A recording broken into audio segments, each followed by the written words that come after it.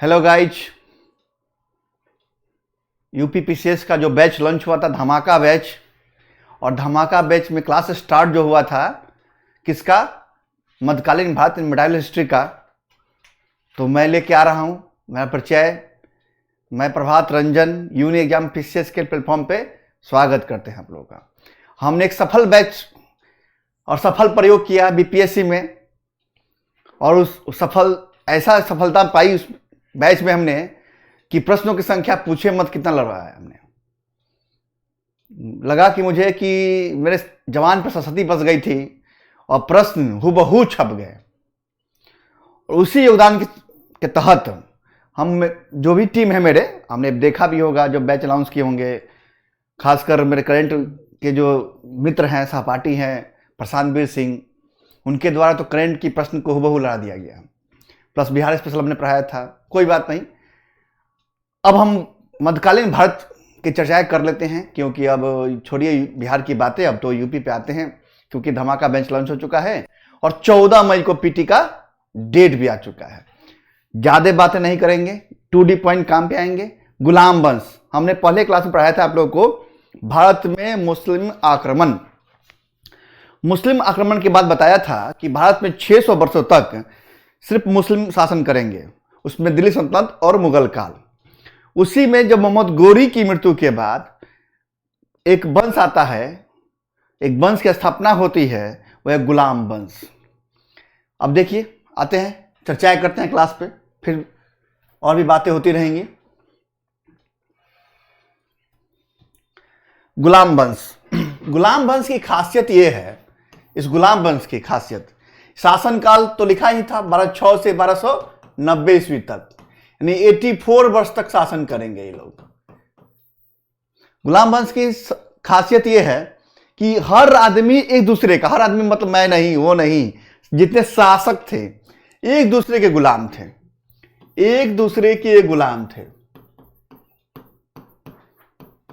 दूसरी बात यह थी कि इसमें वंश अलग अलग हुए और मगर माता पिता सबके पृथक थे।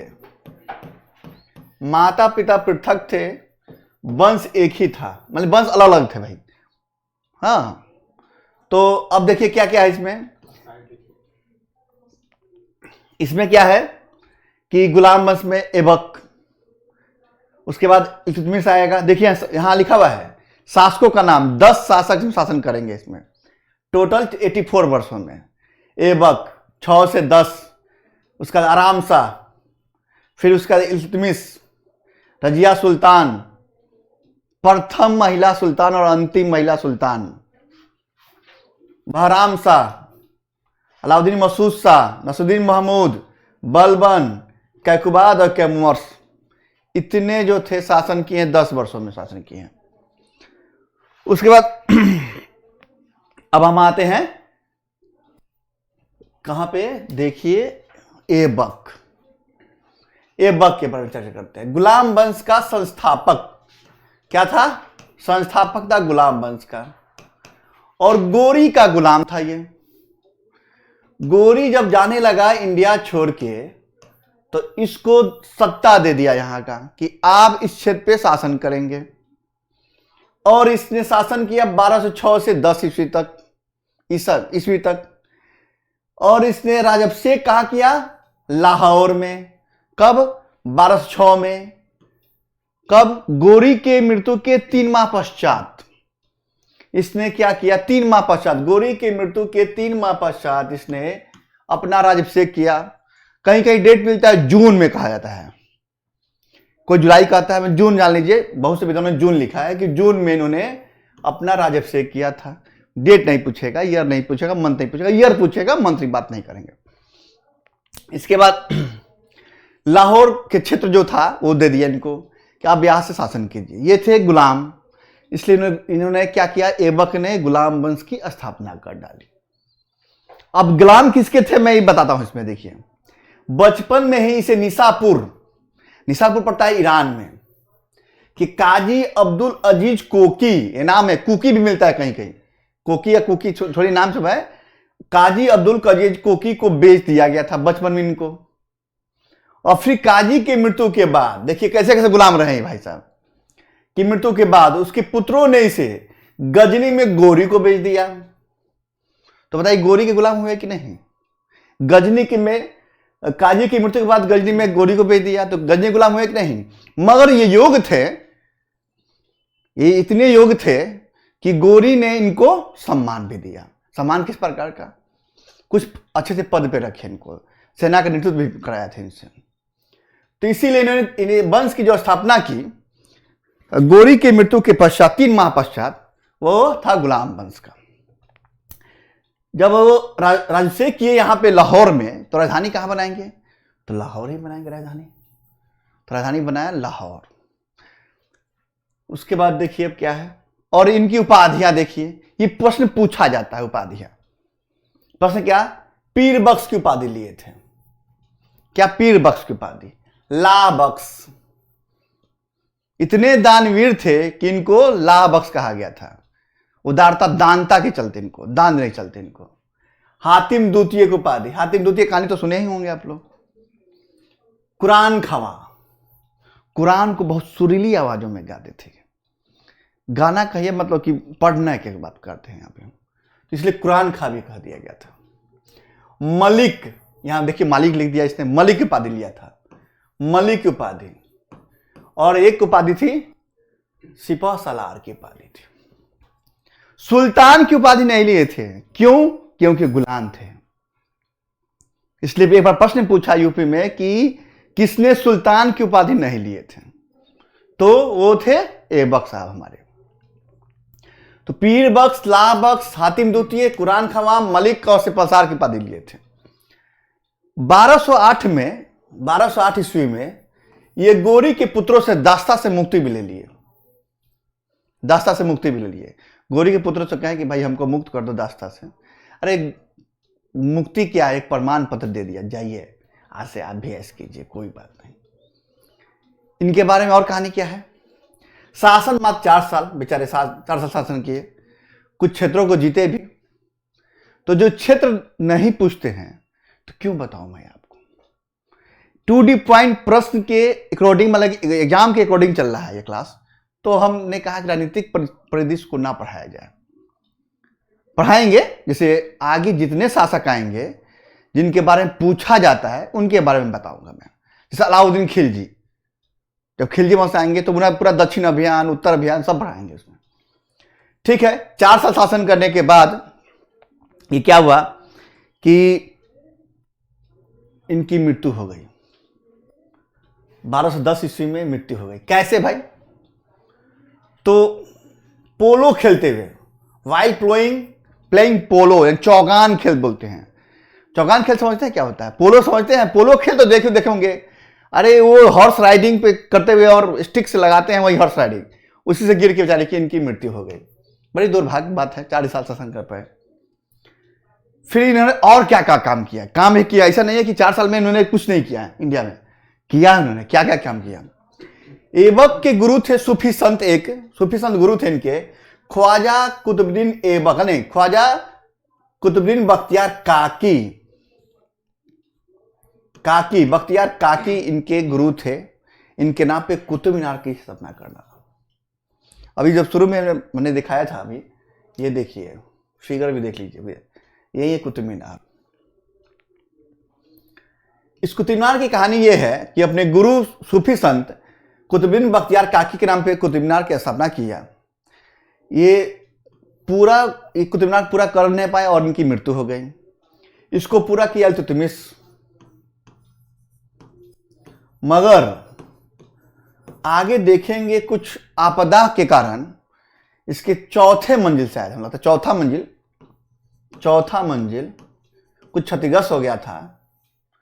तो फिरोज शाह तुगलक ही, उसने ही इसका निर्माण क्या किया? जीर्णोद्धार कराया था। तो 3 शासकों ने कुतुब मीनार को स्वागत किया, बनवाया, शुरुआत किए थे ऐबक साहब। इल्तुतमिश ने इसको पूरा किया और फिर तुगलक जी जो है ये चौथे मंजिल को बनाए थे। अब पूछता है कि बख्तियार काकी के नाम से कुतुब मीनार की स्थापना किसने किया था? तो बताना है ऐबक साहब के बारे में। ठीक है, इनके बारे में क्या है भाई, देखिए लिखा हुआ है कि completed by Iltutmish and Firoz Shah Tughlaq. Bakhtiyar, इन्हीं के समय बख्तियार खिलजी था, ये लोग तुर्क थे, तुर्की से आए थे, तुर्क थे। तो एक तुर्की जो था बख्तियार खिलजी, वो गया बिहार आक्रमण किया और नालंदा और तक्षशिला को बर्बाद किया। तक्षशिला कहाँ पड़ता है? बिहार में नहीं पड़ता है, याद रखिएगा। ये बिहार में गया तो नालंदा को बर्बाद किया, और तक्षशिला पड़ता है अफगानिस्तान रीजन में। भारतीय उपमहाद्वीप का जो रीजन था, ये पूरा भारत रीजन में हम शासन करते, पूरे भारत को कहते थे हम लोग। इन्होंने कुछ बनवाया भी, क्या निर्माण कार्य भी किया। तो क्या क्या किया निर्माण कार्य इन्होंने? अरे यार,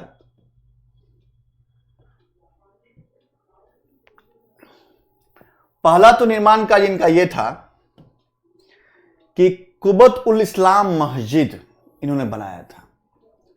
ये आर्ट एंड कल्चर के रूप में पूछा जाता है यूपी में। दूसरा 2.5 दिन का झोपड़ा, 2.5 दिन का झोपड़ा ये भी पूछा जाता है कि 2.5 दिन का झोपड़ा किसने बनवाया था। इसकी खासियत कहानी है, ये पहले विद्यालय के रूप में था, बाद में 2.5 दिन के झोपड़ा के रूप में विकसित किया किसने? ऐबक जी ने। और ये विद्यालय बनवाया कौन था? तो ये विद्यालय बनवाया था विग्रहराज चतुर्थ, विग्रहराज चतुर्थ, फोर्थ। और फोर्थ ने, और ये चौहान वंश के थे, चौहान वंशी थे। और इन्हीं का एक नाटक है हरिकेला नाटक, नाम सुने होंगे। और इस हरिकेला नाटक का कुछ उदाहरण इस विद्यालय पे उद्धृत है। पूछा गया प्रश्न है ये कि किस विद्यालय पे, कौन से, कहां पे साक्ष्य मिलता है कि हरिकेली कहीं मिलते हैं, कहीं हरिकेला बोलते हैं, कि नाटक का उदाहरण उद्धृत है। वो है 2.5 दिन की झोपड़ा जो विद्यालय के रूप में था। और ये हरिकेला नाटक जो है को भाई लिखा किसने? तो बीसल देव इनके दरबार में एक विद्वान थे, उन्होंने ही, एक कवि लेखक थे, इन्होंने ही हरिकेली नाटक को लिखा था, जो संस्कृत भाषा में था। बीसल देव था जो संस्कृत भाषा में था।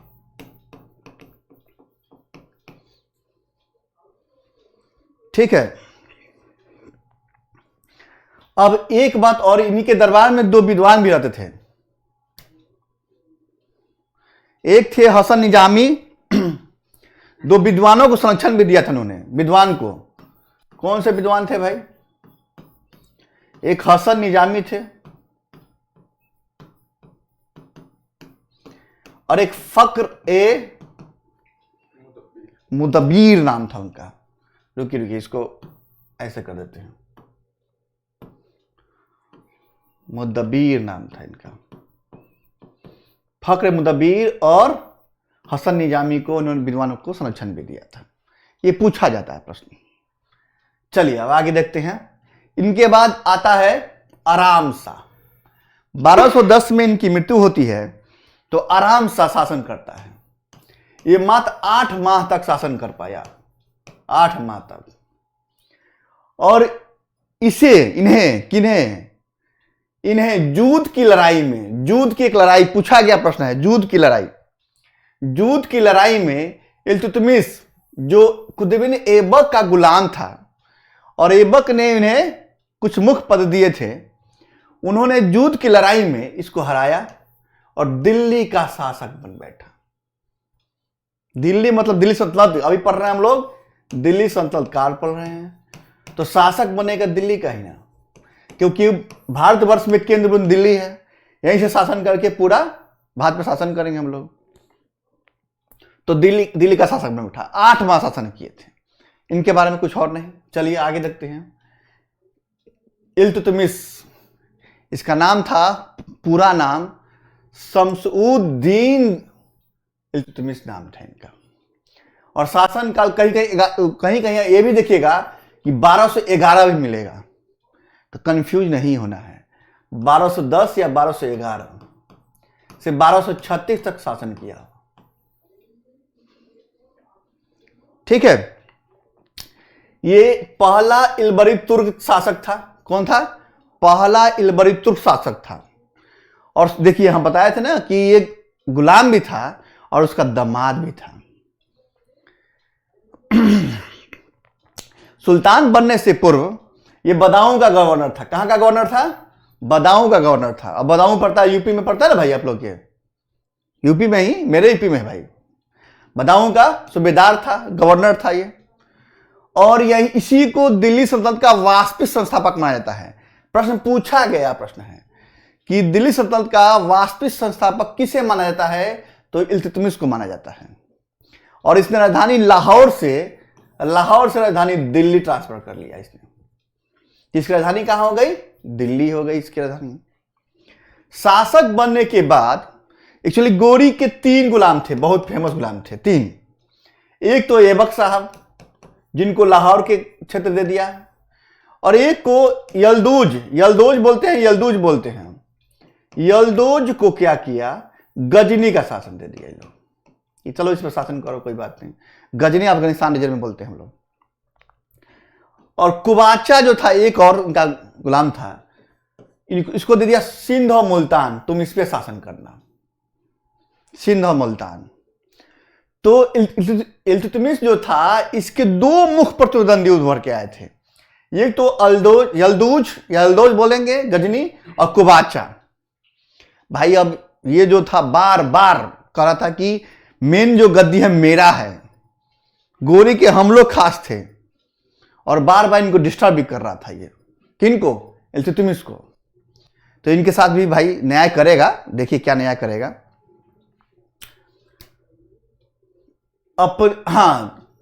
इनके विरोध क्या करते? विद्रोह कर देते थे। तो सबसे पहले क्या, रुक तुम लोग को शांत करते हैं, दिमाग लगाते हैं। तो इसने गजनी से इन्होंने क्या किया? यल्दूज जो था इसको हराया। किसमें? एक प्रश्न पूछा गया है, third battle of Tarain. Tarain के 2 युद्ध लड़ेंगे कौन? गोरी, पृथ्वी चौहान। और तीसरा तराइन का युद्ध लड़ेगा इल्तुतमिश और यल्दूज। इसको हराया कब? 1215 ईस्वी में। और इसने क्या किया? गजनी प्रपुणता संबंध विच्छेद भी कर लिया हरा के भाई। उसका ये भाग गया वहां से। फिर इसने क्या किया? कुबाचा को भी डिफेक्ट करेगा, कुबाचा को हराएगा और पानी में डुबो कर मार देगा। सिंध बेचारे बाद में सिंध में डुबो कर, कहीं कहीं लिखा ये भी गया कि सिंध में डूब कर आत्महत्या कर लिया कुबाचा ने। और वो ईयर था 1227 और 28 में सिंध और मुल्तान रीजन पे जो कुबाचा शासन कर रहा था उसको इसने हरा कर काबुल छीन लिया। और क्या किया? वो वहां से भागा और सिंध में डूबकर आत्महत्या कर लिया। कहीं क्या लिखता है कि इसने डुबो को मार डाला, ये इतिहासकार लिखते हैं, कोई बात नहीं। अब है कि इसने क्या किया? एक काम और किया कि खलीफा से एक मुक्ति पत्र भी लेता है। नहीं, बगदाद के खलीफा से सुल्तान की उपाधि यानी मुक्ति पत्र, खिलियत की उपाधि भी लेता है। खिलियत की उपाधि कब? 1229 में। पूछा गया प्रश्न है कि इसने कब 1229 ईस्वी में बगदाद के खलीफा से एक साथ पत्र लेता है, खिलियत का पत्र लेता है और सुल्तान की उपाधि भी लेता है। इसके पहले ऐबक सुल्तान की उपाधि ले नहीं पाए थे। ये देखिए प्रश्न एक बार और पूछा कि किसने कहा था? आरपी त्रिपाठी के हिसाब से मुस्लिम सत्ता का वास्तविक श्री गणेश यहीं से आरंभ हुआ। ये कौन? आरपी त्रिपाठी जी कहते हैं। उसके बाद इसने क्या किया देखिए लिखा है, खलीफा से मानता लिया, एक क्या हुआ? Special type of the certificate नहीं था कि आपको पास आउट होने के बाद कॉलेज से एक सर्टिफिकेट मिला होगा, तो इसने भी खलीफा से सर्टिफिकेट लिया। किसकी? खिलियत की सर्टिफिकेट लिया और एक मानक सूचक वस्त्र लिया उनसे और कहा से आज से खलीफा सुल्तान की उपाधि तुम ले सकते हो। वही पहला संबंध विच्छेद गौर से भी किया था इसने। पहला संबंध विच्छेद गौर से किया ऐबक, और कैपिटल कहां लिया? लाहौर से इंद्रप्रस्थ लेके आया था, दिल्ली लेके आया था। ये देखिए इसने एक और काम किया था कि तुर्क के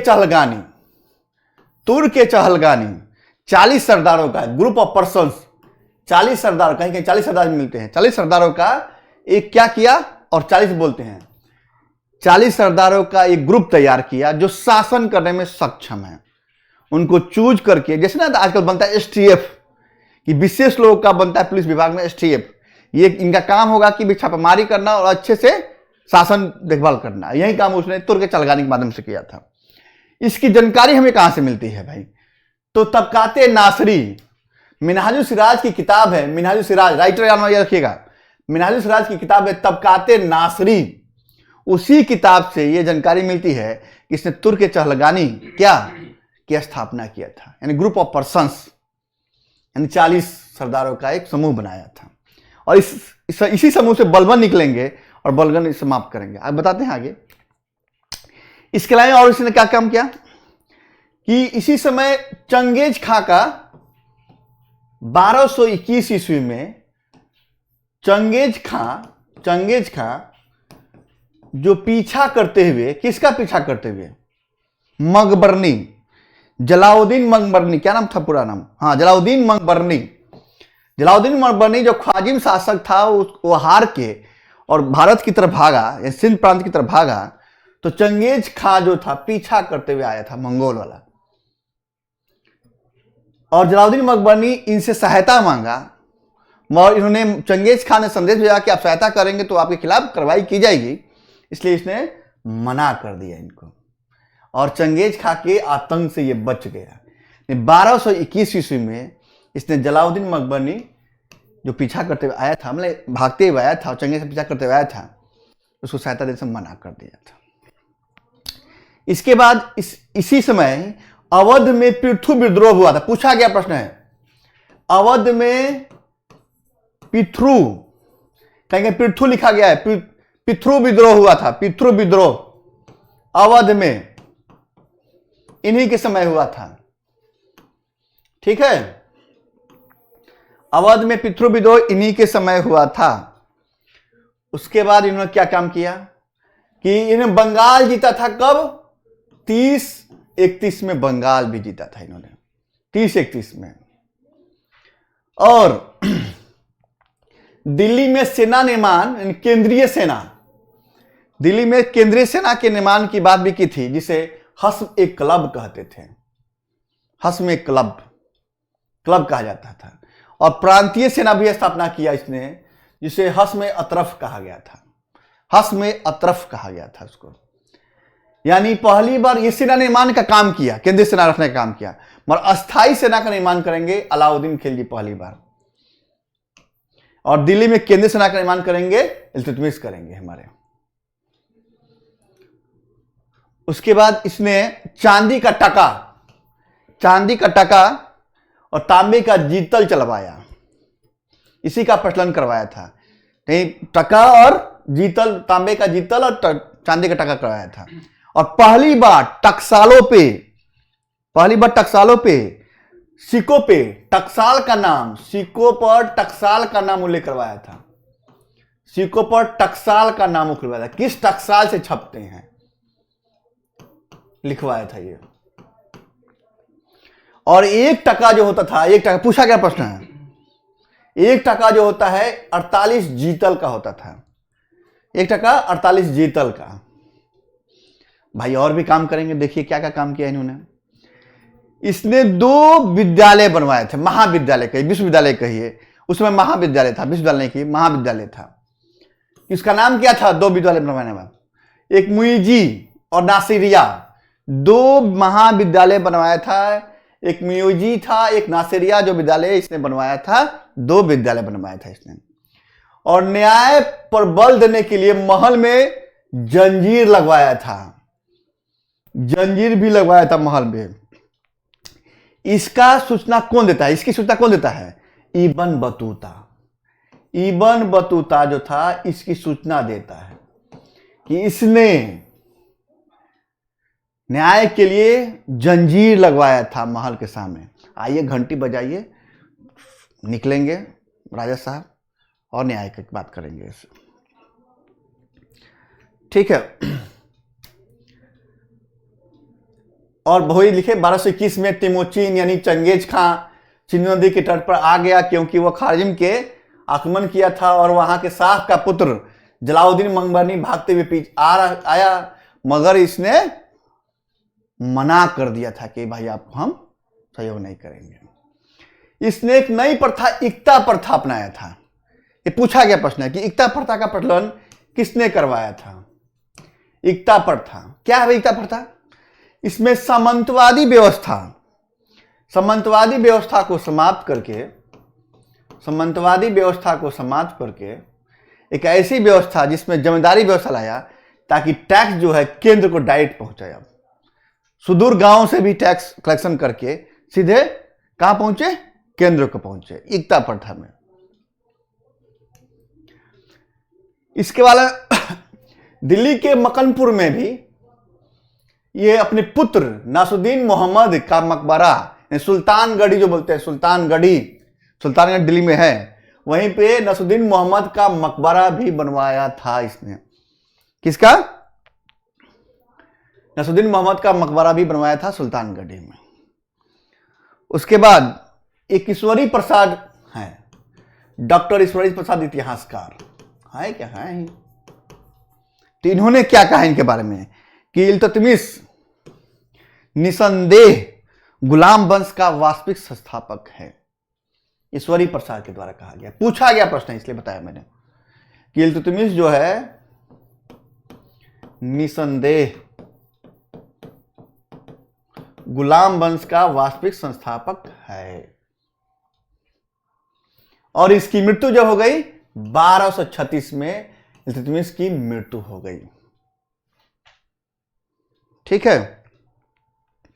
और इसने दो विद्वानों को इसे भी संरक्षण दिया था।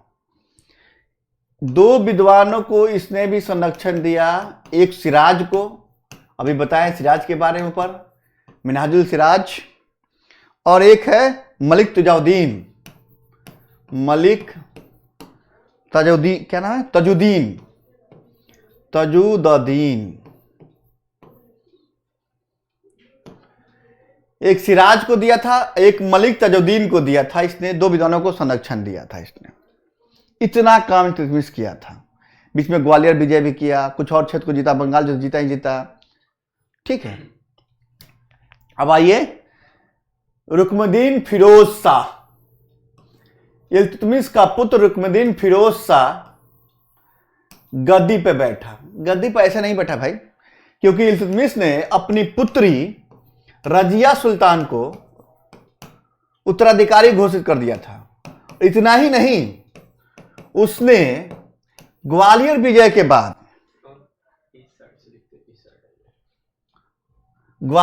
के बाद जो पुत्री थी उनको उत्तराधिकारी घोषित किया था। तो सिक्के पे भी सिक्का जो था उस पर ढलवाया भी था कि उत्तराधिकारी के रूप में रजिया सुल्तान रहेंगे।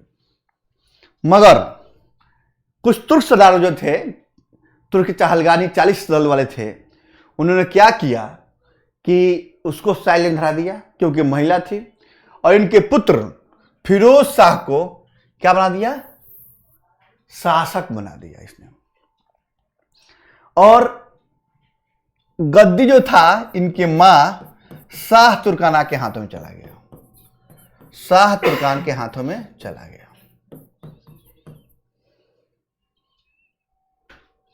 पूछा गया प्रश्न है कि फिरोज शाह जब गद्दी पर बैठा था तो गद्दी किसके हाथ में था? तो शाह तुर्कान के हाथ में था। अरे कहां भाग रहा है भाई? अभी क्लास खत्म नहीं हुआ है भाई, ये शुरू कर दिया भागना। कोई बात नहीं, कब तक भागेगा? बकरी की अम्मा कब तक खैर बनाएगी? अब आई रजिया। 1236 से लेके 1240 तक, 1236 से 40 तक भाई ये गद्दी पे बैठी कैसे? भाई फिरोज साहब बैठा था वहां पे, तो इसने क्या किया कि एक दिन जुम्मे का नमाज अदा हो रहा था, और उस दिन वो क्या की कि लाल कपड़ा पहन के, लाल वस्त्र पहन के ललाऊं, और पहुंच गई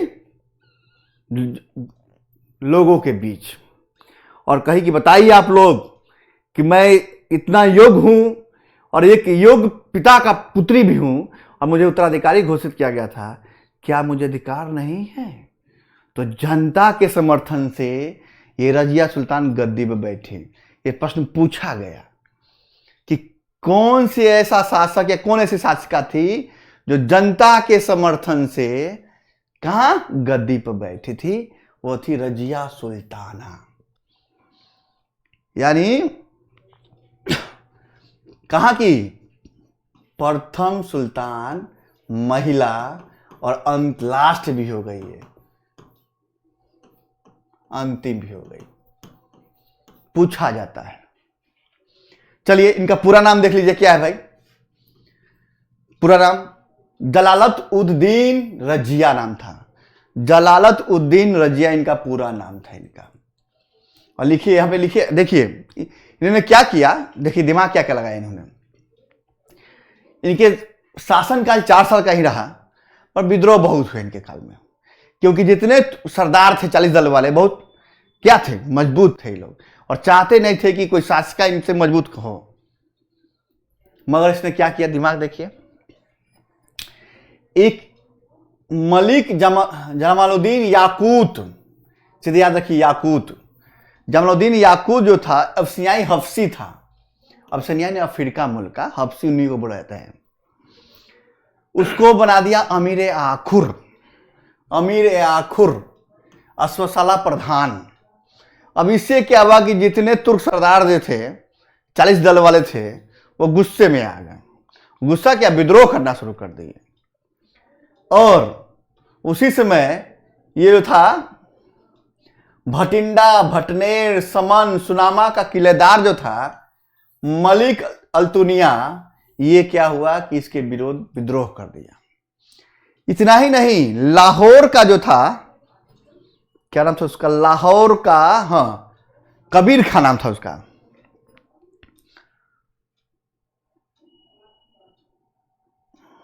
हाँ लाहौर के इकदार कबीर खां था। लाहौर का इकदार कबीर खां था, इसने भी विद्रोह कर दिया। पहला विद्रोह ही किया, लाहौर का इकदार कबीर खां, ये पहला विद्रोह करेगा भाई। और अख्तियार उद्दीन एतगीन, ये भी इसके खिलाफ था भाई। तो क्या होगा भाई? और मिनहाजुल सिराज खुद बोलता है, मिनहाजुल सिराज, कि रजिया में शासिका के समस्त गुण थे और नारी तत्व ही उसका शत्रु था। पूछा गया प्रश्न है, किसने कहा है? मिनहाजुल सिराज ने कहा है कि रजिया में शासिका के समस्त गुण थे और नारी तत्व की शत्रु था इसका। इसने क्या किया भाई, इस सब ने मिलके जो याकूत था उसकी हत्या कर दी, और अल्तुनिया विद्रोह कर दिया। उस विद्रोह को दबाने गई वहां, और इसे शादी करी, अल्तुनिया से शादी भी कर ली। और जब विद्रोह दबा के शादी करके वापस आ रही थी सत्ता ग्रहण करने, इसी बीच रास्ते में कैथल जगह पे कुछ डाकुओं ने रजिया की हत्या कर दी। 1240 ईस्वी में कैथल में डाकुओं ने रजिया की हत्या कर दी। भाई जो विद्रोह कर रहा था उसी से शादी की और सत्ता के लिए फिर दोबारा वापस आ रही थी, मैं कैथल में डाकुओं ने रजिया की हत्या कर दी थी। ऐसा शासन वही 3 वर्ष चला इनका, मुश्किल से 4 वर्ष कहा जाता है। 3 वर्ष 6 माह और 6 दिन, हाँ 3 वर्ष 6 माह और 6 दिन शासन चलता है। 6 मंथ और 6 डे, 3 इयर्स। सोचिए कम कितने शासन में। इसने एक काम और किया शासन करने के लिए, नहीं कि महिलाओं का बस पहना, पजामा कुर्ती नहीं। इसने क्या किया, क्या क्या पहन के जाती थी भाई? कुबा, जो पुरुष पहनते थे कुबा, और हम भी तो भूल गए यार उसका नाम क्या था, कुबा नाम था ना भाई, कुलाह, कुबा ना, कुलाह और कुबा। कुलाह और कुबा जो पुरुष का वस्त्र था उसको पहन के शासन करती थी, ताकि लगे कि हम शासिका हैं। इस क्रम में भी इसने क्या किया, मैंने बताया था ना कि भाई उत्तराधिकारी नीति हुई थी, तो इल्तुतमिश ने इसे चांदी के सिक्कों पे इसने अंकित भी करवाया था। कुबा कोट और कुलाह टोपी। कुबा को बोलते हैं कोट और कुलाह को बोलते हैं टोपी। कुबा को कोट और कुलाह को टोपी बोलते हैं। ये सब नहीं पूछेगा, ये बता दे रहे हैं कि नहीं तो गुण नहीं था इनमें। उसके बाद इनकी हत्या के बाद शासन बहुत कम की, काम अच्छा की, मगर शासन जो काल था पूरा विद्रोह का काल था। बड़ी मुश्किल से शासन कर पाई थी। रजिया की मृत्यु के बाद बहराम शाह, रजिया की मृत्यु के बाद बहराम शाह शासन करेगा। बहराम शाह 40 से 42 तक, 40 से 42 ईस्वी तक। और इसने उसके बाद ये क्या करेगा, एक नया पद क्रिएट करेगा, नया पद, नायाब ए मामलिकात बोलते हैं, कहीं ममलिकात बोलते हैं। और इस पद पे जो उसके अगेंस्ट में था, किसके अगेंस्ट में, इतगीन, जो रजिया के अगेंस्ट में था, उसको ये पद दे देगा। अख्तियार उद्दीन इतगीन को ये पद दे देगा। और नायाब ए मामलिकात यहां पद क्रिएट करेगा, इसको दे देगा। और इतगीन एक और दिमाग लगाया कि इसने इल्तुतमिश की पुत्री से ही शादी कर लिया। एक तो पुत्री वो थी, एक और कोई पुत्री होगी, उससे इसने शादी कर लिया। इसी समय पहली बार मंगोल आक्रमण भी हुआ है। दस्तक दिया इंडिया में एक मंगोल आक्रमण। 1241 में मंगोलों ने आक्रमण कर दिया, मंगोलों ने आक्रमण कर दिया। और इसने एक और काम किया कि अमीर ए आखुर के पद पर, अमीर ए आखुर के पद पर बलबन को नियुक्त कर दिया। और बलबन का चालू हुआ क्या, शासन की प्रक्रिया, शासन में एंट्री। और ये भी तुर्क चहलगान 40 दल का एक मेंबर था। ये अमीर ए आखुर पद पे इसने नियुक्त किया, किसको, बलबन को नियुक्त किया भी इसने। बस इसका इंपॉर्टेंट काम इतना ही रहा। इसके बाद शासन आया अलाउद्दीन मसूद शाह। अलाउद्दीन मसूद शाह 1242 से लेकर 44-45 तक। और फिरोज शाह का पुत्र, ये जो था फिरोज शाह का पुत्र था और इल्तुतमिश का पौत्र था। ये किसका, फिरोज शाह का पुत्र और इल्तुतमिश का पौत्र था। ये इसने क्या काम किया कि अमीर हाजी पद पर बलबन, जो बलबन था उसको नियुक्त कर दिया अमीर हाजी पद पर। और ये काल बलबन का उत्कर्ष का काल माना जाता है। कौन सा, ये शासन काल बलबन के उत्कर्ष का शासन काल माना जाता है। इसके अलावा इसने क्या काम किया कि नायाब ममलिकात जो पद था इतगीन को मिला था, उसको हटा के कुतुबुद्दीन हसन को दे दिया इसने नायाब ममलिकात का पद। नहीं पूछा जाता है। सर्वप्रथम इसी के सिक्कों पे, देखिए ये प्रश्न पूछा गया प्रश्न है, सर्वप्रथम इसी के सिक्कों पे बगदाद के अब्बासी खलीफा अल मुस्तसीम का नाम खुदा है। इसके पहले बगदाद के खलीफा का नाम सिक्कों पे नहीं अंकित था, मगर इसी के समय बगदाद के अब्बासी खलीफा का नाम अल मुस्तसीम का नाम खुदा है। यह प्रश्न पूछा गया है। चलिए नसरुद्दीन मोहम्मद, इसके बाद नसरुद्दीन मोहम्मद शासन करेंगे 1245 से 44-45 से 65 तक। शासन क्या करेंगे, पूरा सत्ता का बागडोर बलबन संभालेगा। ये भी इल्तुतमिश का पौत्र था। कौन था, इल्तुतमिश का पौत्र था। और इसने देखिए क्या क्या काम किया। इसमें इस समय समस्त शक्ति बलबन के हाथों में चला गया था, समस्त शक्ति। हाँ, अब 1253 और इसने क्या द्वारा, देखिए पहले तो 53 में इसको बलबन को नायाब से पदच्युत कर दिया और 55 में बलबन को पुनः नायाब बना दिया। इसका और क्या काम करेगा भाई ये, तो 1249 ईस्वी में बलबन ने अपनी पुत्री हैदेजा का विवाह नसरुद्दीन मोहम्मद से कर देगा। और इसी खुश होकर उल्लुग खां की उपाधि, बलबन को उल्लुग खां की उपाधि नसीमुद्दीन मोहम्मद द्वारा दे दिया जाएगा। यानी इसका एक नया उपाधि बलबन का उल्लुग खां की उपाधि मिल गई थी। और उसी समय बलबन को नायाब मुल्कात पद भी मिल गया भाई।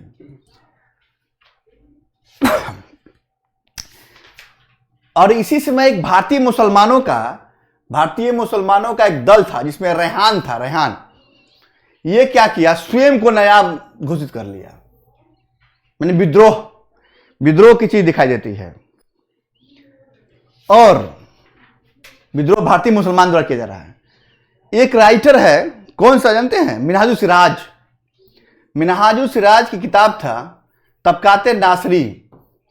मिनहाजुल सिराज मैंने शुरू में बताया था किताब का नाम। मिनहाजुल सिराज जो है तबकाते नासरी, उसने अपने बुक में दिल्ली सल्तनत का सबसे आदर्श सुल्तान बताया है इसको, और इसी को समर्पित भी किया है किताब तबकाते नासरी। तबकाते नासरी, और इसी को समर्पित किताब था जिसमें इसने दिल्ली का आदर्श सुल्तान बताया इसको। नसरुद्दीन मोहम्मद के बाद मेन शासक बलबन। 65 से लेके 86-87 तक बलबन शासन करेगा। इसके बारे में कहा जाता है कि मलिक से ये खान हो गया और खान से सुल्तान हो गया। बर्नी कहता है इसके बारे में। ये प्रश्न पूछा गया कहीं, ये आरएस में सब पूछा गया था, कौन ऐसा शासक था जिसके बारे में बर्नी कहता है मलिक से ये खान हुआ और खान से सुल्तान हो गया। यानी सोचिए, गुलाम से कहां पहुंचा, गुलाम से खान हुआ और खान से सुल्तान हो गया भाई। चलिए कोई बात नहीं, बलबन के बारे में सुन लीजिए क्या है। इसका वास्तविक नाम क्या था? वास्तविक नाम था बहाउद्दीन। इसकी उपाधि थी उलुग खान नसरुद्दीन मोहम्मद द्वारा। अमीर आखुर पद दिया गया था इसको किसके समय? अमीर शिकार रजिया के समय तुर्की सरदारों के द्वारा। फिर अमीर आखुर पद दिया गया बहराम शाह के समय। अमीर आखुर पद दिया बहराम शाह के समय।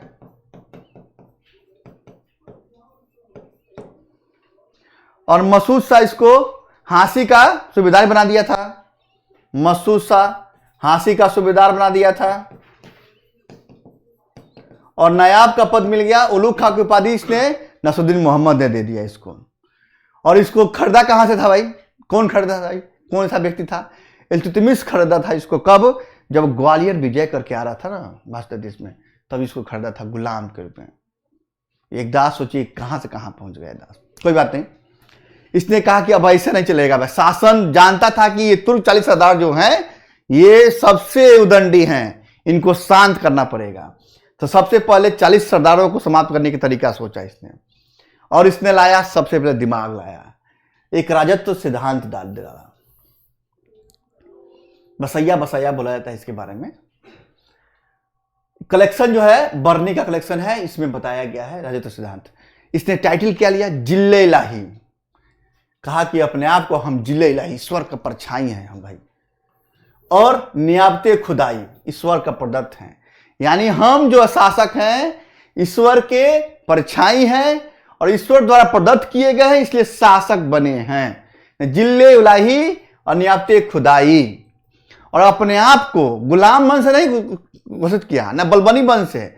इसने अफसियाई वंश का वंशज बताया। इसने अफसियाब का वंशज अपने आप को बता दिया इसने।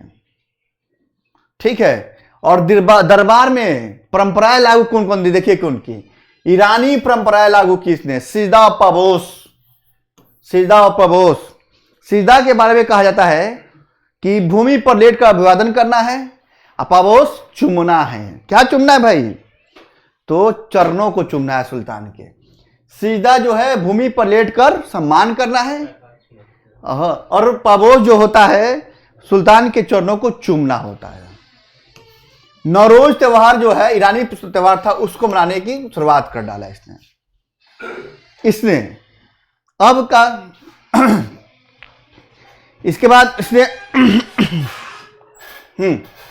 इसके बाद टारगेट किया, धीरे धीरे करके जो थे उनको टारगेट किया। हयात खां जो अवध खां था, और मलिक बकबक जो बदाऊं का गवर्नर था, शेर खां बठिंडा का था, ये तीनों जो 40 दल के थे इनको दंडित किया। पहले कहा कि ये सब उदंड हो चुके हैं और तुर्क के 40 दल के मेंबर हैं, इसलिए इनको दंड दिया जाए, तभी ये शांत होंगे। और इसको किया दंड इनको। ठीक है। इसके बाद इसने क्या किया कि बलबन के समय विद्रोह हुए थे, इनका दमन किया। कौन कौन विद्रोह? सब विद्रोही तो थे इसमें। एक कटेहर जो रुहेल खंड पड़ता है, रुहेल खंड उसके विद्रोह का दमन किया, इसमें विद्रोह हुआ, दमन किया। एक तुगरिल खां का विद्रोह हुआ जो बंगाल में, तुगरिल खां का विद्रोह जो हुआ, पहले अपने बेटे बुगरा खां को भेजा, ठीक है, उसे शांत नहीं हुआ और शासनकाल था 1279।